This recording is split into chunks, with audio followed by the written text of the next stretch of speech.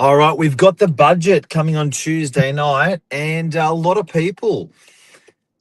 What does this mean, Mark? What does this mean? That actually don't understand negative gearing or capital gains or what it means to a tenant or a landlord. We're going to talk about it today. Stay tuned.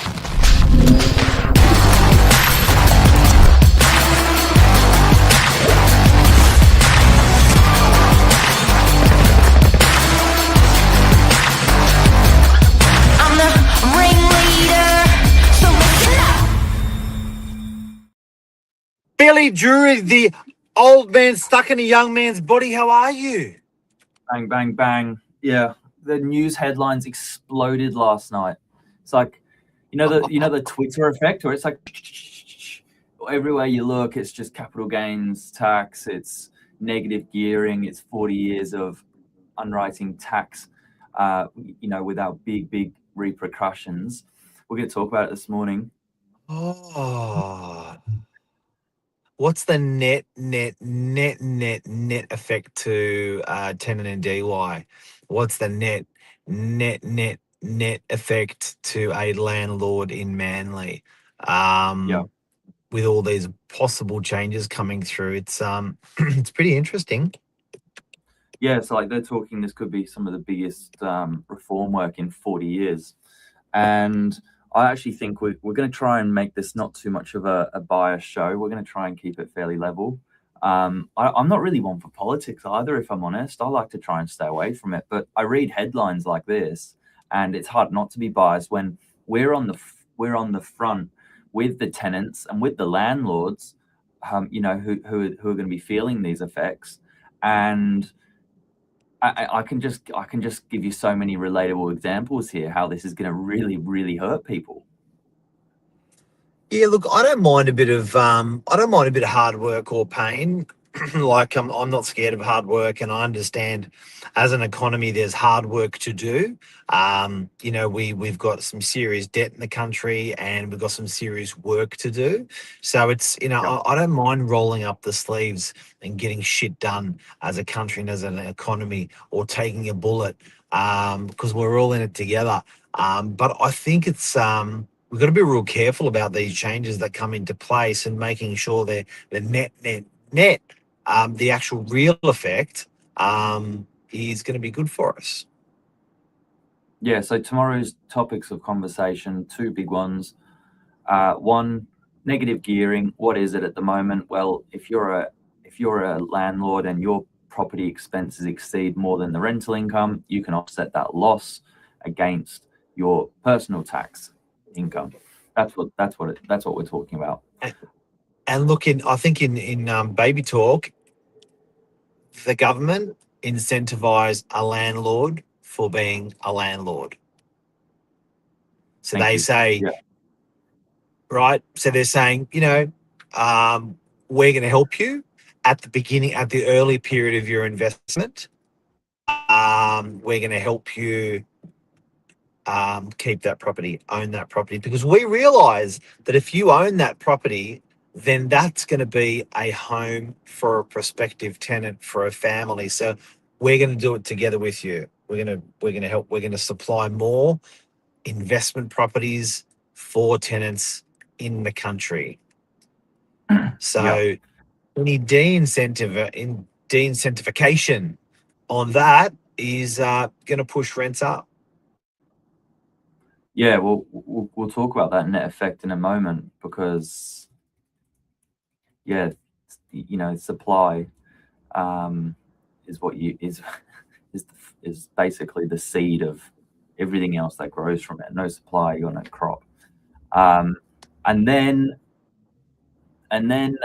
capital gains tax. So at the moment, any gain realized on a property sale at the moment can be 50% excluded after 12 months, but that's going to be relooked as well.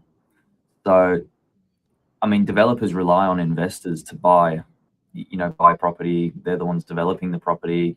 It's another vital piece of the cogs that need to turn in order to produce property and supply for tenants out there.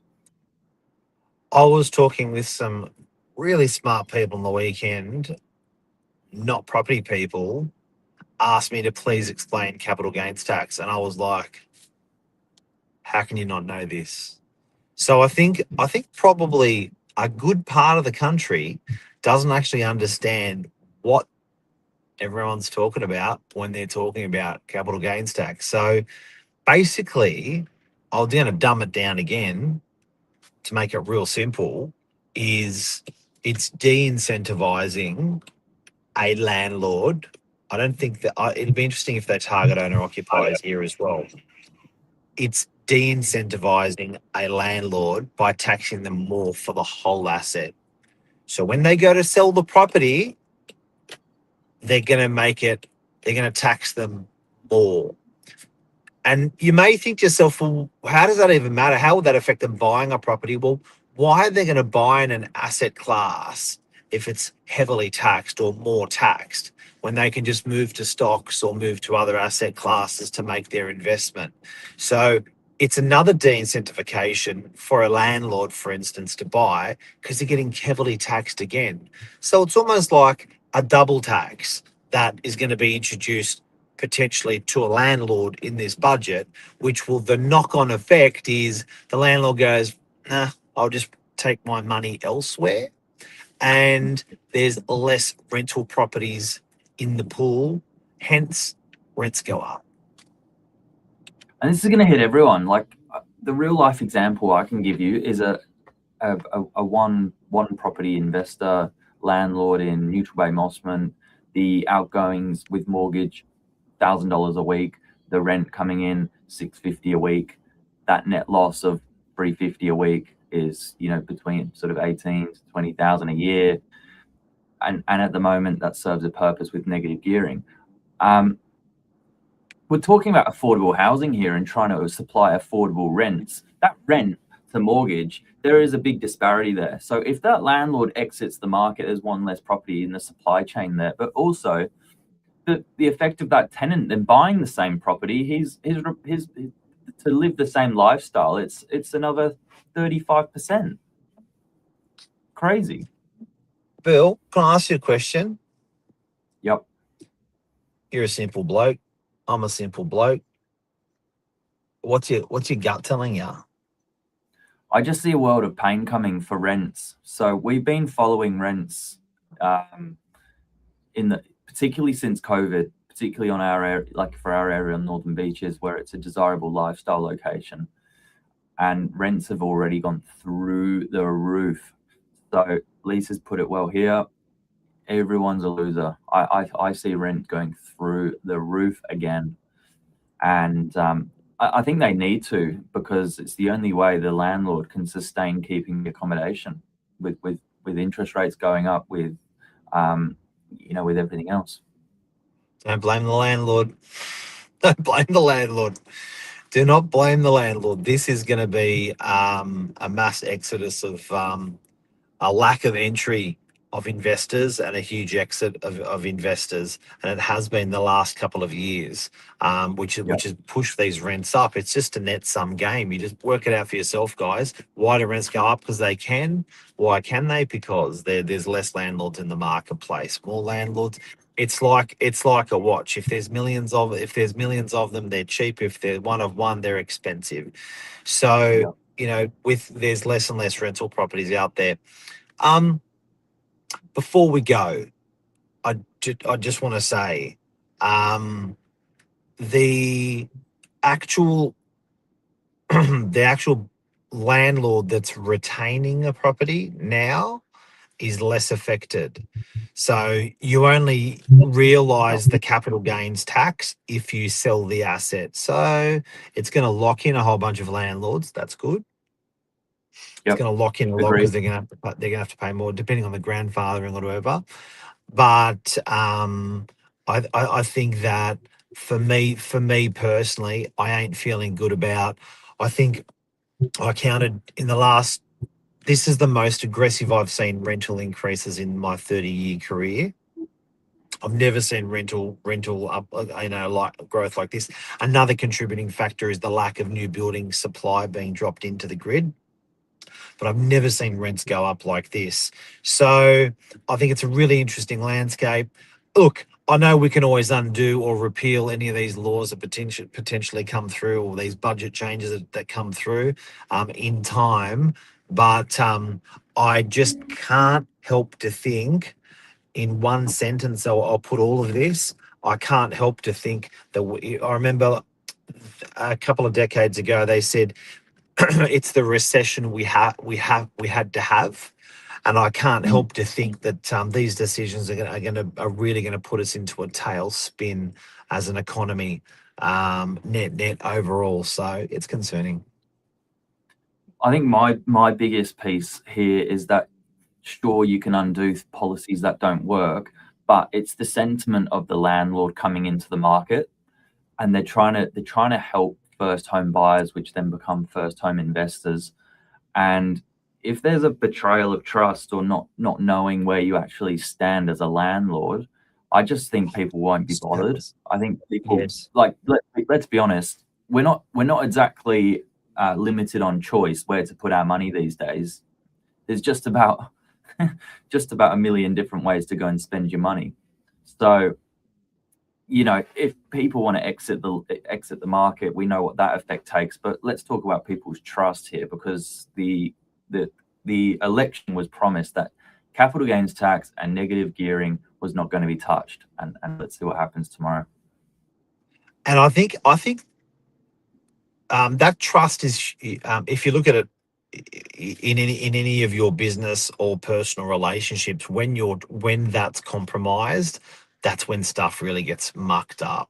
And that's a big thing that you mentioned there, and I was going to bring that up as well. I think that that feeling that, irrelevant to whether the coalition or whoever they are, it's just the fact that that trust is betrayed. And I think our government we've always had some element of trust of, we know they won't do that because, so when that trust, probably bigger than anything the items of negative gearing, all the items of capital gains, that trust thing, I think is just a bloody huge one.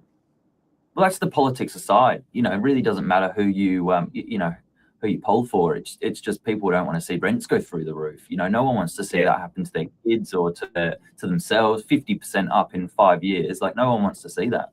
So,